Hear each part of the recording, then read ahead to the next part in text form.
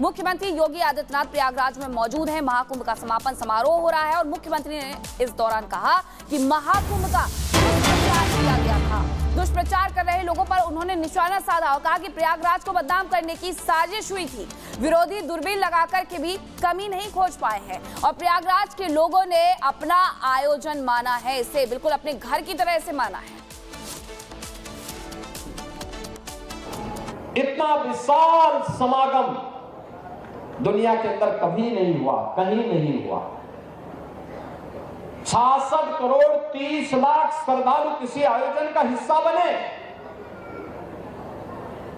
कोई अपहरण की घटना नहीं, कोई लूट की घटना नहीं, कोई छेड़छाड़ की घटना नहीं, कोई दुष्कर्म की घटना नहीं, कोई भी ऐसी घटना नहीं जिस घटना के बारे में कोई ये कह सके। विरोधी को भी ढूंढे ढूंढे दूरबीन लगा करके भी और माइक्रोस्कोप लगा करके भी वे इस प्रकार की घटनाओं को उजागर नहीं कर पा रहे थे। दुष्प्रचार का कोई मौका विरोधियों ने चूका नहीं। जिनको ये आस्था का महासमागम अच्छा नहीं लग रहा था, उन्होंने कोई मौका नहीं छोड़ा। मौनी अमावस्या के दिन 8 करोड़ श्रद्धालु यहां पर था। हमारी प्राथमिकता थी कि इन श्रद्धालु जनों को सुरक्षित स्नान करा करके उनके गंतव्य की ओर प्रस्थान करवाया जाए। क्या संगम पे, क्या ऐरावत घाट पर, क्या गंगा जी के किसी भी घाट पर, क्या रेलवे स्टेशन पर, क्या बस स्टेशन पर, क्या अगल बगल के जनपदों में इतना बड़ा समागम प्रयागराज आने की तत्पर दिखाई दे रहा था। विरोधी और विपक्षी लगातार दुष्प्रचार कर रहे थे, बदनाम कर रहे थे, अपमानित करने की भाषा का उपयोग कर रहे थे। कोई काहिरा की घटना का दृश्य दिखा करके प्रयागराज को बदनाम करता था। प्रयागराज में मौनी अमावस्या के दिन 28 और 29 की रात्रि को दुखद घटना घटी थी। उन सभी परिवारजनों के प्रति हमारी संवेदना है, लेकिन बहनों और भाइयों, उसकी आड़ में काहिरा की घटना को, काठमांडू की घटना को, किसी अन्य जगह की घटना को प्रयागराज से जोड़ करके बदनाम करने की साजिशें हो रही थी। मुझे लगता है कि जनता जनार्दन ने एक सिरे से उन्हें खारिज करके प्रयागराज महाकुंभ में आकर के साबित किया कि नहीं, तुम्हारे दुष्प्रचार में अब नहीं आएंगे। सनातन का ध्वजा अब कभी झुकने वाली नहीं है।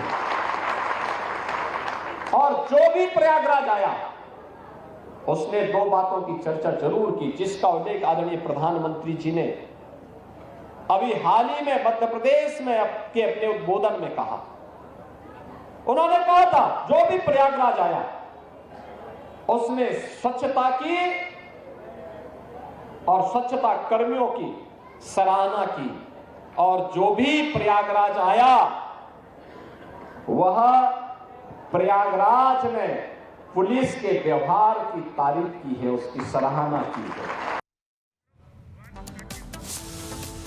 तो देखिए, महाकुंभ का सफल संपन्न करा लिया गया है और इस बीच एक बड़ी खबर जानकारी निकलकर सामने आ रही है। स्वच्छता कर्मियों को सीएम योगी की सौगात भी मिली है।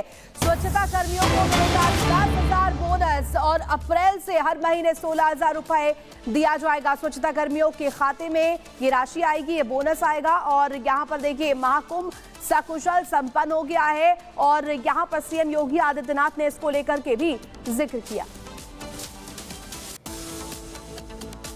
एक सरकार ने तय किया है, प्रयागराज महाकुंभ के साथ जुड़े हुए जो भी स्वच्छता कर्मी थे, स्वास्थ्य कर्मी थे, इन सबको हम लोग एक अतिरिक्त बोनस देंगे 10,000 रुपए का। इस मेले के दौरान इन्होंने जो कार्य किया है। दूसरा, हम लोग अभी एक व्यवस्था करने जा रहे हैं। अब तक जो स्वच्छता कर्मी कार्य करते थे, महीने भर कार्य करते थे, 8,000, 9,000, 10,000, 11,000 रुपए तक मात्र पाते थे।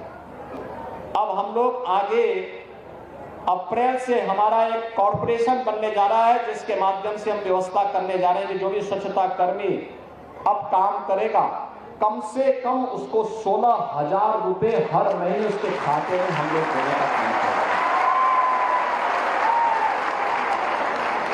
और मिनिमम वेजेस केवल सफाई कर्मियों को ही नहीं,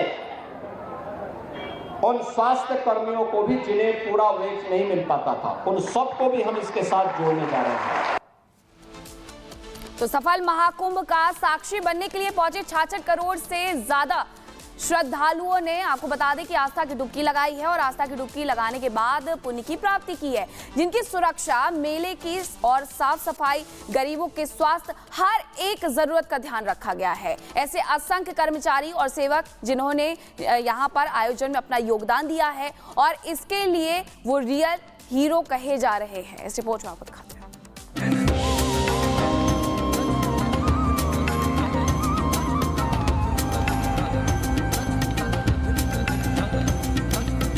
सफल हुआ दुनिया का सबसे बड़ा आध्यात्मिक आयोजन महाकुंभ 2025। पूर्ण हुआ दुनिया का पहला स्वच्छ महाकुंभ। साकार हुआ स्वस्थ महाकुंभ। सिद्ध और सार्थक हुआ सुरक्षित महाकुंभ। अखिल विश्व के सबसे बड़े धार्मिक आयोजन महाकुंभ का औपचारिक समापन हो गया, जिसका साक्षी बनने 45 दिनों में 66 करोड़ से ज्यादा लोगों ने संगम पहुंच आस्था का स्नान किया। महाकुंभ 2025 के भव्य आकार और सनातनियों के दिव्य दरबार को सजाने संवारने के साथ साथ जिन्होंने आयोजन को सफल बनाने में बड़ी भूमिका निभाने का काम किया, वो हैं सुरक्षा कर्मी, सफाई कर्मी, स्वास्थ्य कर्मी, जिन्होंने नींव की तरह काम कर आयोजन की इमारत खड़ी कर ऐतिहासिक इमारत लिख डाली, जिसे सफल बनाने के लिए संगम नगरी में 50,000 सुरक्षा कर्मियों ने मोर्चा संभाला।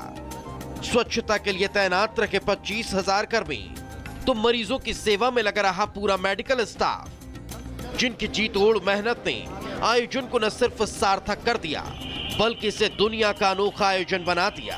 यही वजह है कि इनका सम्मान करने मुख्यमंत्री योगी आदित्यनाथ संगम नगरी जा पहुंचे। तो वहीं रेल मंत्री अश्विनी वैष्णव ने भी रेल कर्मियों से मुलाकात कर उन्हें सफल आयोजन के लिए सम्मानित किया। बहुत ही क्लोज कोऑर्डिनेशन रहा राज्य की पुलिस के साथ, आरपीएफ का, जीआरपी का और जो रैपिड एक्शन फोर्स वगैरह जो लगी, सबका क्लोज कोऑर्डिनेशन रहा। रेलवे के सभी विभागों का बहुत अच्छा क्लोज कोऑर्डिनेशन रहा।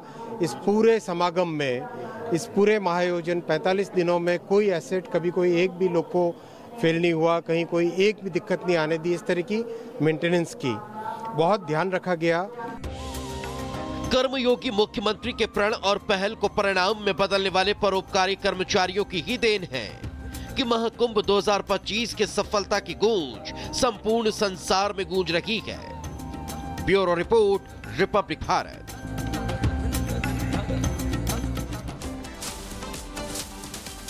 और वहीं महाकुंभ 2025 की अपार सफलता पर प्रधानमंत्री नरेंद्र मोदी ने भी खुशी